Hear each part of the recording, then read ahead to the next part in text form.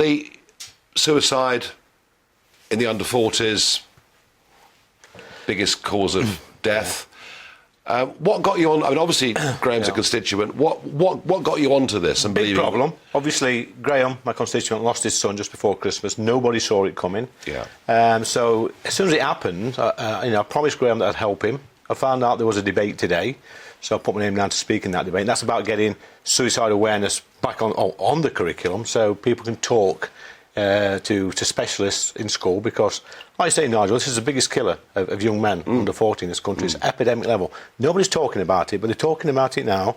And Graham, fair play to him, he's campaigning now. He didn't realise himself how it's between 12 and 14 people a day taking their lives. It's unbelievable. And through this terrible, terrible tragedy which Graham suffered, we're hoping to get a little bit good out of this, the campaign to get it on the curriculum.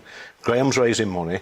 And we're just asking people to talk. It's not a manly thing to talk, is it, these days? Isn't it funny, though, because on that curriculum, we teach people about all sorts of things, and there are debates about whether some of what's taught to kids is reasonable or not. Well, yes. But the point is, we're supposed to be helping to round off children, and this you're saying is just missed out of the curriculum entirely. There's some things in school that we should not be talking about, but that's a different debate now. You know all about that. And there's some things that we should be talking about, and suicide is one of those things. Young people, I think 4 young people a day, school children, are taking their lives in this country.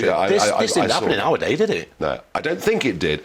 Graham Lynk, I mean, you've obviously been through a horrendous recent personal tragedy, and I'm very sorry for that. But I guess you're one of those people who, when something very bad in life happens, you try and pick it up and do something positive about it. Exactly, that's the only thing that I can do. Sean took his own life December. Big shock to us. It was my best friend as well as my son. No idea, no inkling, nothing. It was with us the night before, day after he'd gone. No letter, nothing. Until you lose somebody this way, you don't fully understand. I wasn't aware of all these statistics of suicide. I wasn't. I am now. And the only way I can get around it is to help other people. So I've committed myself to doing certain charity events to help a local mental health group, Enlighten the Shadows, which is a Nottingham-based group. I'm going to do my best for them. That's the only way I can get around it. Well, Graham, I'm sorry for what you've been through, but you're quite right to try and do something positive. And Lee, I get the point.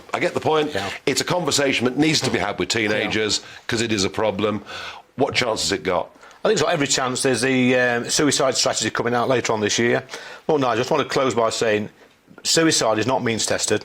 It affects whether you're rich or poor, successful or unsuccessful, whether you're off a council estate or a country estate. You can get any of us.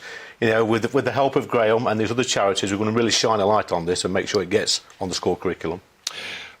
Gentlemen, thank you. And for those of you watching, we've got the Samaritans details on your screen. You've got any problems? That's a number you can call. A very valuable organisation that Chad Vara set up all of those years ago.